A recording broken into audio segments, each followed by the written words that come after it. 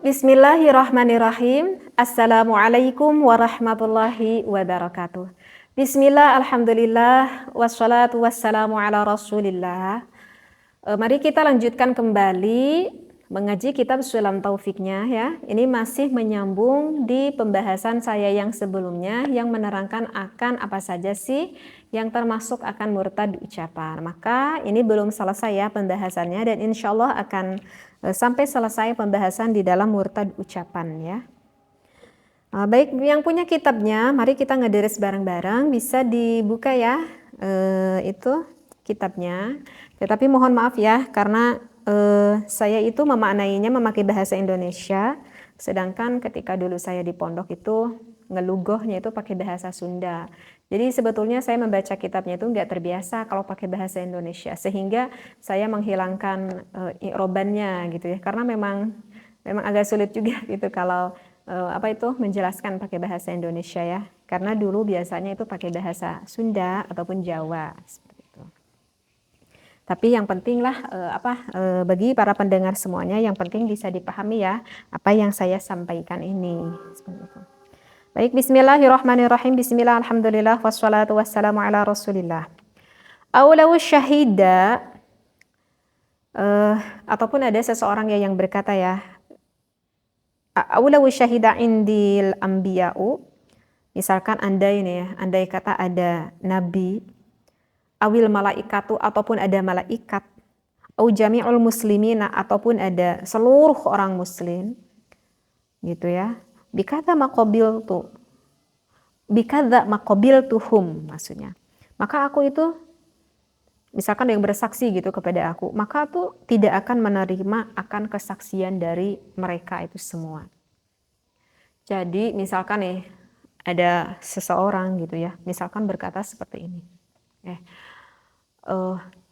Nih kalau misalkan ya, jangankan ada seluruh orang muslim, misalkan ada di depan saya ini sekarang misalkan ada malaikat, bahkan di depan saya ini misalkan ada nabi gitu ya, kamu tahu gak, aku tuh gak akan bersaksi kepada mereka semua, seperti itu. Nah, ucapan itu tuh bahaya banget. Sekali lagi ya, jangankan ada orang muslim di depan saya, ada nabi sekalipun, bahkan ada malaikat sekalipun, aku tuh gak akan bersaksi kepada mereka.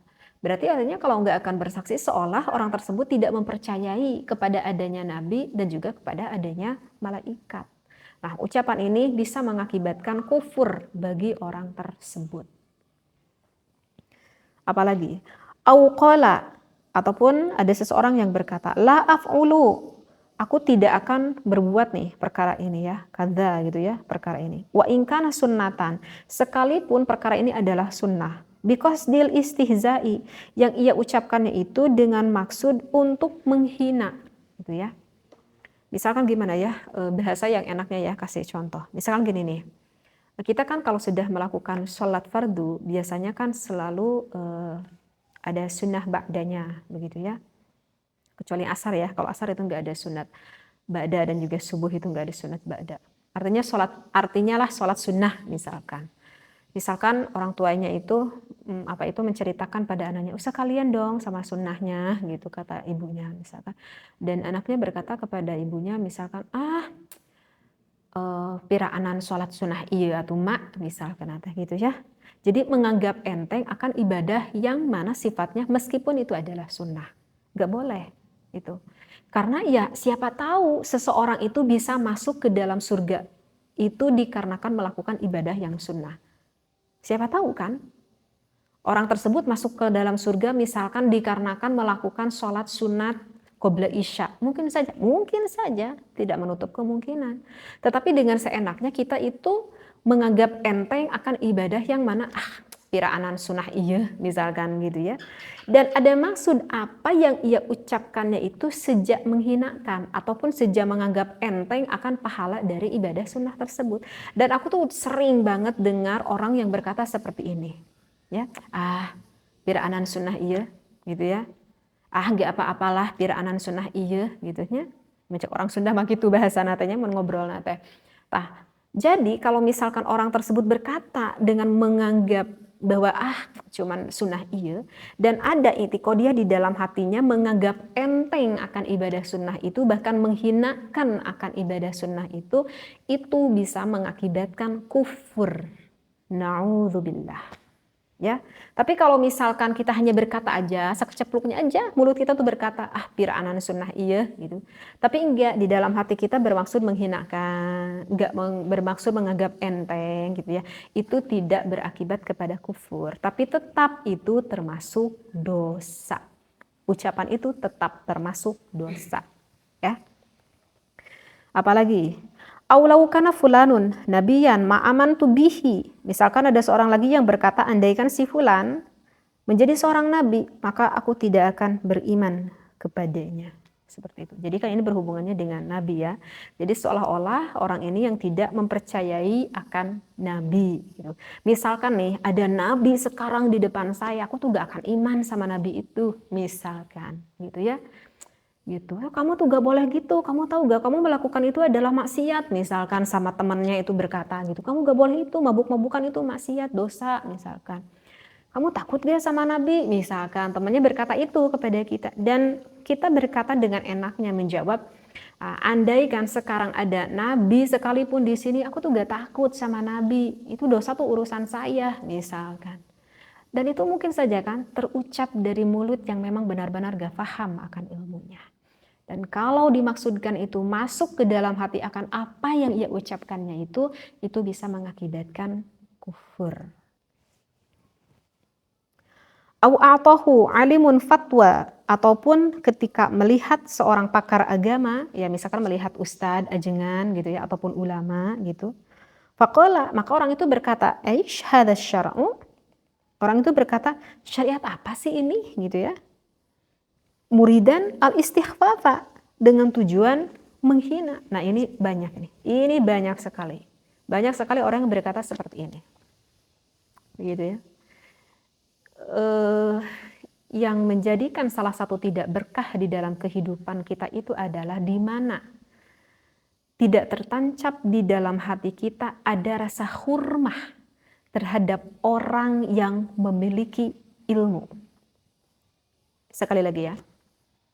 Di dalam kitab ta'lim tentang adab-adaban tata cara kita mencari ilmu. Jadi kalau misalkan udah tinggal rasa hurmah di dalam hati kita kepada seseorang yang mempunyai ilmu, maka akan dicabut keberkahan di dalam hidup kita ini. Kenapa? Karena al-ulama itu warasatul anbiya. Karena ulama itu adalah pewarisnya para nabi. Bisa sampainya ilmu itu dari Rasulullah, wahyu dari Allah, diturunkan oleh Rasulullah kepada para sahabat, diturunkan oleh sahabat kepada tabi'in, diturunkan dari tabi'in kepada itba'ut tabi'in, diturunkan dari itba'ut tabi'in yaitu kepada para ulama. Kepada ulama siapa dulu? Yaitu kepada ulama salafus salih, ya. Kemudian dari ulama salafus salih diturunkan lagi kepada ulama khalaf. Nah, dari ulama khalaf, generasi seterusnya itu adalah ulama mutaqaddimin, dan yang terakhir sampai sekarang ini termasuk ulama mutaakhirin. Sehingga sampailah ilmu. Kocorannya itu pertama itu dari Rasulullah sampai ilmu. Dari siapa? Ulama sampailah kepada kita.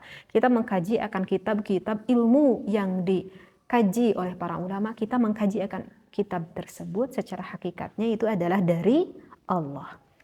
Jadi kalau kita misalkan menghinakan terhadap ulama, terhadap kiai, terhadap ustadz, ataupun terhadap orang yang mempunyai ilmu dengan ucapan-ucapan yang bisa mengakibatkan kekufuran, yaitu bisa kufur terhadap orang tersebut. Tetapi yang namanya manusia ya tidak luput dari dosa. Misalkan ada seorang ustadznya kelihatan sama kita mengerjakan dosa. Bukan berarti kita boleh menghina akan keustadannya itu, akan keajengannya itu. Tetapi misalkan kita tidak suka akan perilaku yang dikerjakan oleh ajengan itu mah beda lagi ceritanya ya. Oh itu mah nggak perlu kita contoh, ajengan itu melakukan kesalahan itu ya nggak perlu kita contoh. Tetapi kalau kita sampai menghina akan dari status ulama tersebut atau ajengan tersebut, nah itu yang bisa membuat bahaya. Sehingga dengan entengnya kita bermaksud menghinakan. Bahasanya di sini adalah al-istighfaf, menghinakan. Dan kita berkata, Aisyah syar'u, syariat apa ini sih yang disampaikan? Gitu ya. Nah, ini banyak sekali dikatakan oleh orang-orang yang mungkin kurang paham akan ilmu.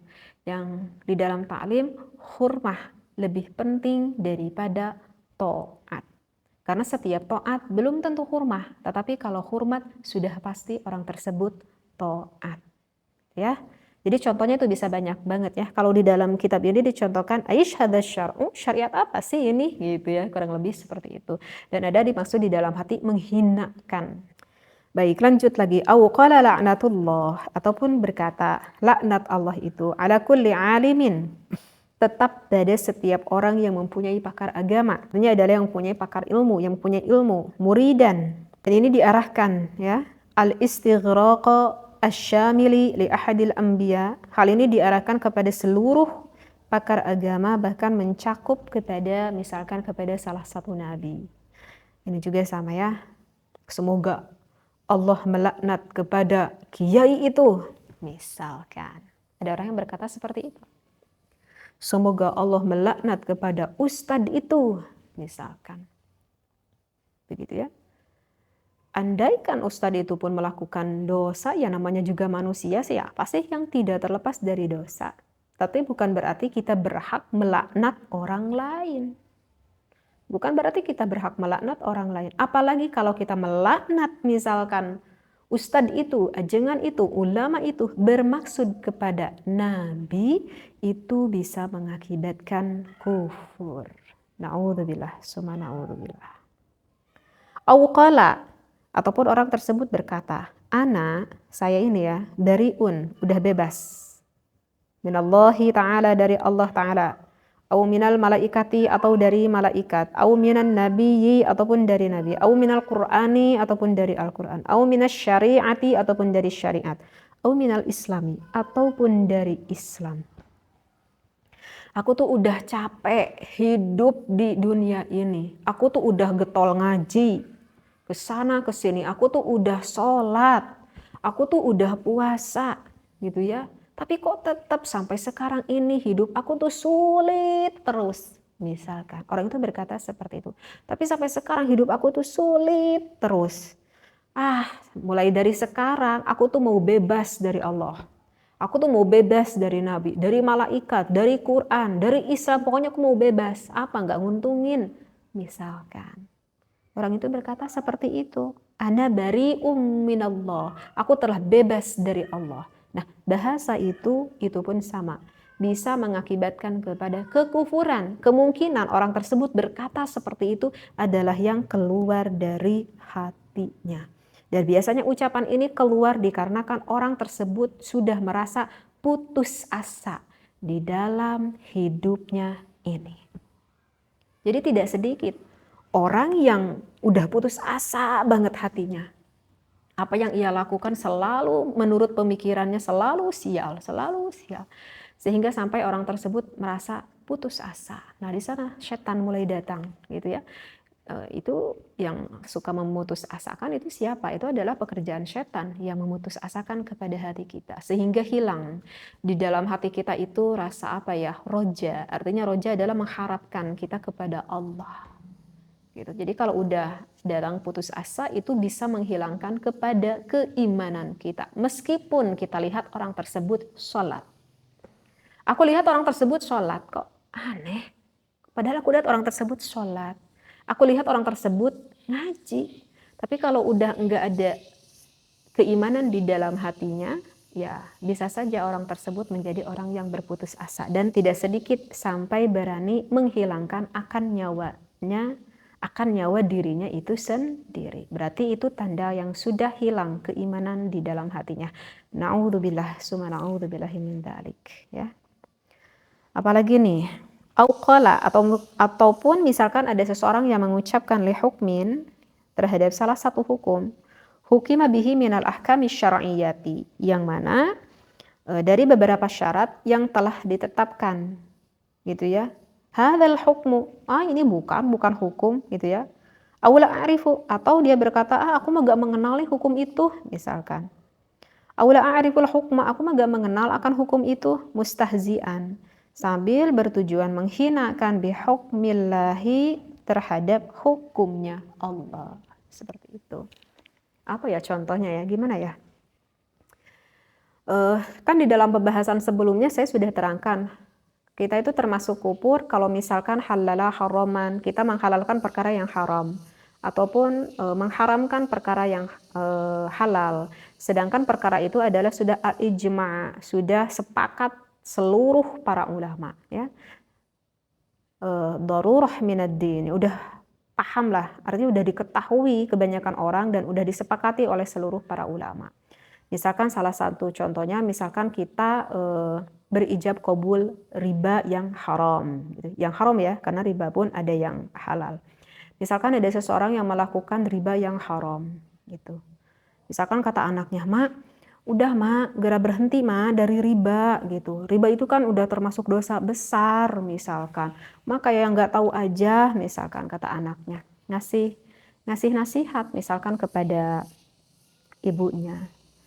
Dan ibunya dengan santainya berkata, kata siapa riba itu haram gitu ya. Kata siapa tuh riba itu haram gitu. Itu mah yang berkata haram mah yang nggak merasakan aja penderitaan kita misalkan. Tapi coba kalau misalkan merasakan penderitaan kita, orang itu nggak akan berkata bahwa kita proses melakukan ijab qabul riba ini adalah haram. Jadi yang berkata itu mah dikarenakan nggak merasakan kita aja. Misalkan gitu berkata kepada anaknya, enggak, ini mah gak haram, misalkan. Nah, dan ibu tersebut misalkan mengucapkan kata itu ada maksud mustahzian bihukmillahi. Ada maksud di dalam hatinya bertujuan menghinakan terhadap hukumnya Allah. Ya. Jadi kalau misalkan dari ucapan tersebut bertujuan menghinakan Allah, itu bisa mengakibatkan kufur.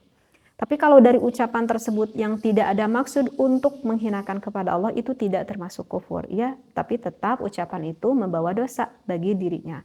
Karena setiap apa yang diucapkan itu biasanya itu adalah ungkapan dari hatinya, seperti itu. Jadi ya harus berhati-hati juga ketika kita berkata, ketika kita berucap, seperti itu. Ya. Karena yang membuat seseorang masuk ke dalam neraka Allah itu adalah kebanyakan itu adalah dikarenakan hatinya, bukan dikarenakan dosanya itu sendiri. Jadi setidaknya ketika kita melakukan dosa, setidaknya hati kita itu menyadari akan dosa yang kita lakukan. Misalkan kita melakukan suatu dosa A, misalkan gitu. Misalkan contohnya kayak ibu tersebut gitu ya. Aduh ya Allah, aku tahu kalau riba ini adalah haram. Tapi Gusti gimana lagi, aku tuh nggak ada cara gitu ya. Aku tuh pengen makan. Kalau aku tuh mau udah minjem ke tetangga, udah minjem ke saudara, nggak ada yang membantu saya gitu. Saya ini udah kepepet banget, anak saya pengen makan, saya pengen makan. Sehingga ada yang memberi bantuan kepada saya misalkan ya, dengan cara yang riba ini ya Allah. Tapi aku menyadari hati saya ini kalau ini tuh dosa ya Allah. Oleh karena itu tuntun ya Allah. Berikan saya jalan, berikan saya kemudahan agar saya itu bisa mendapatkan rezeki yang halalan, yang thayyiban, yang mubarakan. Nah, itu. Jadi setidaknya ketika kita melakukan dosa, ada rasa hati kita menyadari akan dosa yang kita, ya Allah, sebenarnya itu dosa. Sebenarnya saya itu takut kepada siksa Allah. Sebab itu saya itu malu kepada Allah. Jadi kalau misalkan kita melakukan dosa yang mana hati kita itu udah enggak merasa dosa sama sekali, ya itu yang menjadikan kita lama di neraka. Terus kita ya, melakukan dosa, riba tersebut, ibu yang tadi berkata, kata siapa ini dosa? Enggak dosa. Misalkan. Berarti kan dari ucapannya itu seolah menghinakan akan hukum Allah. Dan kalau dimaksud menghinakan hukum Allah itu bisa mengakibatkan kufur. Ya. Jadi kalau misalkan kita melakukan dosa, tetapi hati kita menyadari bahwa ini adalah dosa, bahkan memohon kepada Allah agar dijauhkan dari dosa yang saya lakukan ini, awal akhir, ini yang dikatakan ulama. Awal akhir, orang ini akan meninggal di dalam keadaan husnul khotimah. Jadi kalau ada seseorang yang melakukan dosa, sekali lagi saya ingatkan, hati kita menyadari bahwa ini adalah dosa. Mungkin saja fisiknya melakukan dosa, tetapi hatinya menangis kepada Allah. Bahkan menjerit berdoa kepada Allah. Maka kata ulama, awal akhir orang ini akan meninggal berada di dalam keadaan baik. Mau 1 tahun kemudian, mau 1 bulan kemudian, mau beberapa detik kemudian menuju ke meninggal, insya Allah meninggalnya akan membawa keimanan dan juga keislaman. Jadi yang harus ditakutkan adalah ketika kita melakukan dosa, tetapi hati kita tidak menangis. Itu yang harus kita takutkan.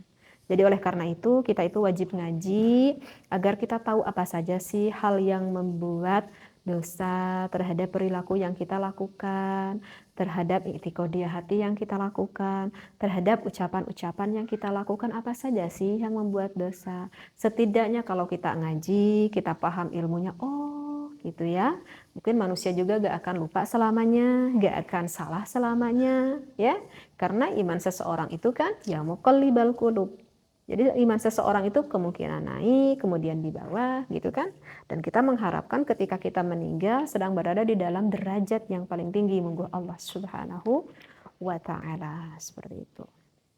Baik, kita lanjutkan lagi. Qala, ataupun ada seseorang nih yang berkata, wa qad mala wi'aan, misalkan seseorang yang sedang mengambil wadah gitu ya, ataupun gelas gitu ya, wadah apalah itu ya. Misalkan orang tersebut mengatakan ayat Al-Quran wa ka'san dihaqo, mengucapkan lafaz wa ka'san dihaqo, yang artinya wa ka'san dihaqo adalah gelas-gelas yang penuh arak gitu ya, dihaqo yang penuh arak. Ataupun misalkan seseorang tersebut au afragha syaraban. Misalkan ketika seseorang yang udah selesai minum, orang tersebut berkata fakanat saroba gitu ya, itu kan sama ayat Al-Quran. Fakanat saroba, nah artinya adalah maka semuanya itu menjadi fata morgana lah, seperti itu. Au inda waznin, ataupun seseorang nih ketika menimbang ya, au kailin, ataupun ketika menakar, ia berkata seperti ini, wa idza kaluhum au zanuhum yakhsurun gitu. Apabila mereka menakar ataupun menimbang untuk orang lain, maka mereka menguranginya. Ataupun apalagi, au inda ru'yatin jam'in, ataupun ketika melihat orang banyak nih. Ia berkata apa? Wa hasyarnahum fala nughadir minhum ahada. Dia berkata seperti itu. Ya, apa artinya nih? Wa hasyarnahum. Kami itu giring mereka, maka tidak kami tinggalkan seorang pun dari mereka. Nah, dari semua yang ia ucapkan itu, sengaja membaca ayat Al-Quran itu ada tujuannya. Biqasdil istighfafi, tujuannya ingin menghinakan akan ayat Al-Quran. Awil istihza'i, ataupun dengan bermaksud merendahkan. Fil kulli, terhadap semua apa yang ia ucapkan. Jadi orang ini kayak apa ya? Muncul seorang Sunda majiga kana ngalelewe ayat Al-Quran. Ya, ngageh-geh karena ayat Al-Quran. Dan terkadang saya juga suka mendengar, tapi yang diucapkan sama anak-anak gitu. Kalau sama orang dewasa saya belum pernah ketemu gitu ya. Anak-anak terkadang ayat-ayat Al-Quran itu dijadikan guyonan, ayat-ayat Al-Quran itu dijadikan plesetan, dijadikan humor begitu. Itu nggak boleh sekali ya ayat Al-Quran dijadikan plesetan, dijadikan guyonan ataupun dijadikan humor. Bahaya ya, apalagi kalau ada maksud di dalam hatinya istighfar ataupun istihza gitu ya, sejak menghinakan, dengan sejak menyepelekan, itu bisa mengakibatkan kufur. Wa kadza kulla mawdi'in, begitu juga dihukumi murtad ya, misalkannya Kullu mawdi'in ustu'mila fihi al-Qur'anu bidzalikal qasdi, setiap tempat saat menggunakan Al-Qur'an dengan tujuan menghina dan meremehkan. Misalkan tempat-tempatnya gitu ya, tempat-tempat yang mulia. Fa in kana bi ghairi dzalikal qasdi fala yakfur. Nah, tetapi kalau dari semua yang sudah saya contohkan, baik juga di pembahasan saya sebelumnya, apa saja ucapan yang mengakibatkan kufur. Tapi kalau misalkan di sini tidak bi ghairi dzalikal qasdi fala yakfur. Tapi kalau tidak bermaksud menghinakan, tidak bermaksud menyepelekan gitu ya. Ataupun mengolok-olok, itu semua tidak mengakibatkan kufur kok ya. Jadi yang mengakibatkan kufurnya itu adalah ketika ucapannya itu dibarengi dengan hati yang sengaja menghinakan, seperti itu. Lakini Syekh Ahmad bin Hajar rahimahullah, tetapi berkata nih Syekh Ahmad Ibnu Hajar rahimahullah berpendapat seperti ini, la tab'udu hurmatuhu, tetapi hal tersebut tidak jauh pada hukumnya diharamkan. Ya. Tapi hukumnya haram. Wa kadza, begitu juga yakfuru, bisa dikatakan kufur man syatama, bagi seseorang yang mencaci nabiyan, kepada seorang nabi, atau malakan, ataupun kepada seorang malaikat. Aku tuh sangat gak suka sekali sama malaikat yang menyabut nyawa, misalkan. Karena malaikat itu selalu menyabut nyawa orang, sehingga meninggal ibu saya, sehingga meninggal ayah saya. Itu dikarenakan malaikat yang mencabut nyawa saya, sambil marah-marah, sambil menghinakan kepada malaikat. Itu bisa mengakibatkan kufur, misalkan. Auqala, ataupun seseorang dia berkata, aku nuku wadan, aku ini sekarang ya menjadi germo, in sholaitu, jika aku melakukan sholat. Au ma asobtu, ataupun dia berkata, aku tuh tidak pernah ya mendapatkan khairon, kepada kebaikan, mundu sholaitu, sejak aku itu melakukan sholat. Ataupun dia berkata seperti ini, awis sholatu la tasluhu li, sholat itu sebetulnya gak layak lah untuk aku, misalkan. Biqasdil istighfafi, dengan maksud bertujuan meremehkan sholat. Awil istihzai, ataupun kita menghinakan sholat. Awil istihlali, ataupun kita menghalalkan tarkiha, untuk tidak mengerjakannya. Awit tasyawumi, ataupun merasa celaka biha, dengan kita melakukannya. Jadi ada orang nih yang berkata, menyepelekan akan ibadah. Misalkan salah satunya menyepelekan akan sholat. Kamu tahu gak, aku itu menjadi orang sekarang yang jadi jahat begini, itu karena aku itu sering sholat, misalkan. Na'udzubillahi min dzalik ya. Ataupun, sholatnya udahlah, gak pantas buat aku mah. Aku mah udah jadi orang jahat, gak pantas sholat buat aku mah. Toh aku sholat juga belum tentu aku diterima, tobatnya sama Allah. Misalkan, berkata seperti itu ya. Yang mana kesemuanya itu dia katakan dengan maksud istighfar, dengan maksud istihza, udah ucapan itu kufur. Ucapan itu kufur. Dan ini banyak didengar oleh saya, ucapan ini. Orang yang menyepelekan akan ibadah, ataupun orang yang banyak menyepelekan dengan sholat. Sehingga sampai ada yang berkata, gimana, kenapa ya aku ini rajin sholat, tapi kok aku tetap miskin? Apa hubungannya sholat dengan miskin? Ya. Karena suka ada yang bertanya seperti itu.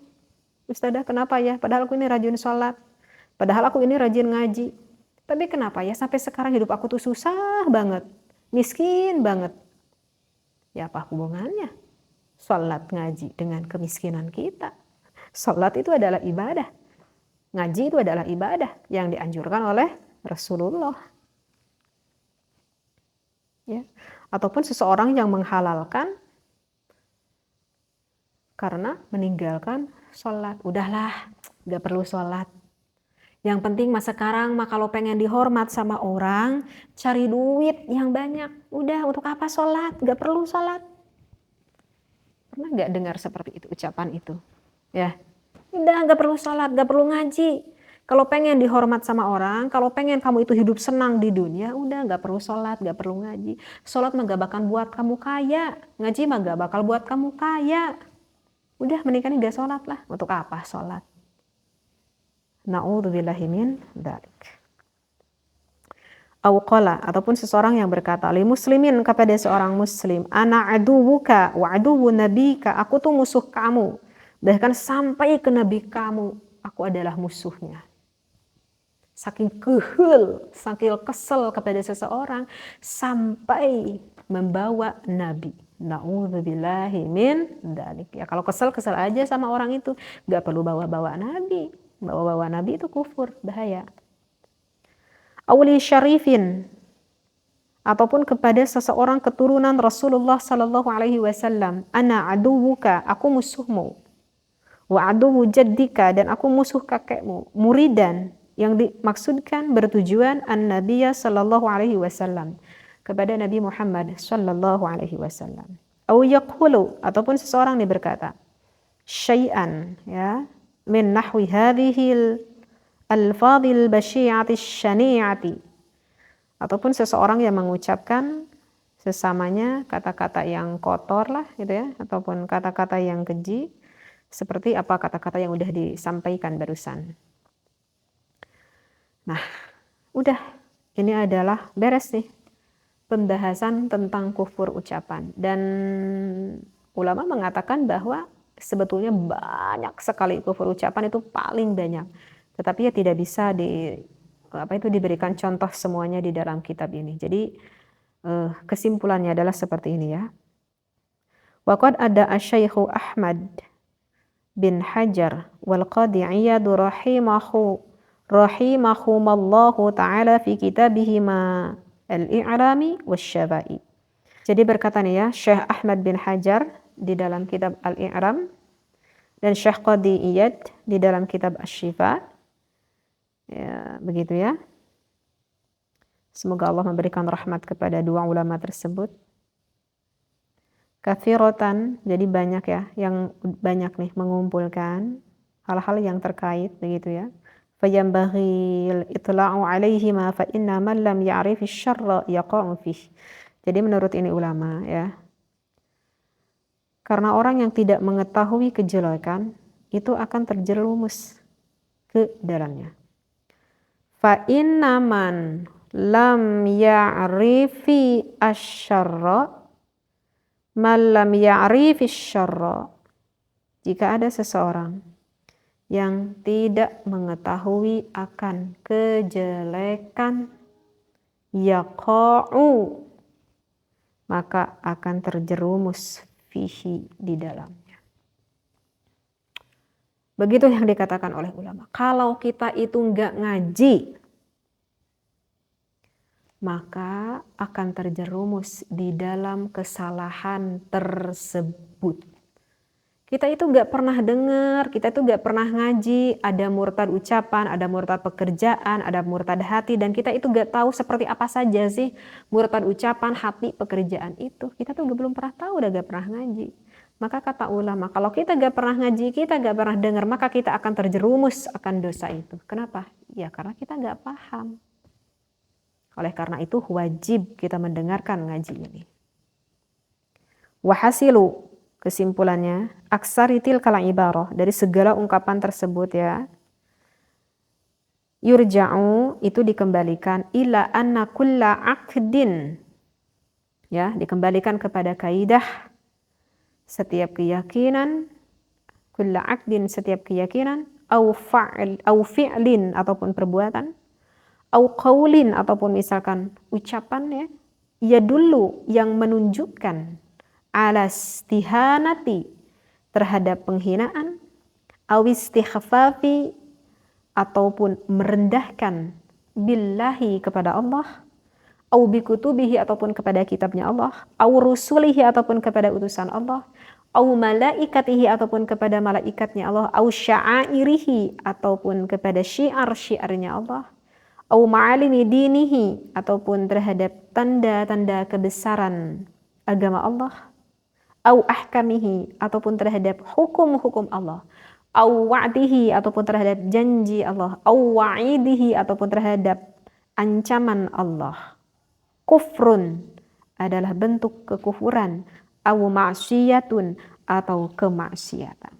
Jadi kesimpulannya, dari seluruh yang sudah saya terangkan, menerangkan tentang apa saja yang membuat murtad. Misalkan yang barusan sudah saya bahas di dalam murtad ucapan, misalkan contohnya. Kalau ucapannya itu keluar dari hatinya bermaksud menghinakan, merendahkan, menyepelekan, atau mengguguyonkan apa aja lah itu ya. Dengan apa yang sudah kita ucapkan itu, maka secara otomatis orang tersebut sudah menjadi kufur, sudah menjadi murtad, sudah menjadi keluar dari agama Islamnya. Wala yarawna, meskipun orang tersebut itu enggak menyangka bahwa ucapannya itu bisa fatal mengakibatkan keluar dari agama Islamnya.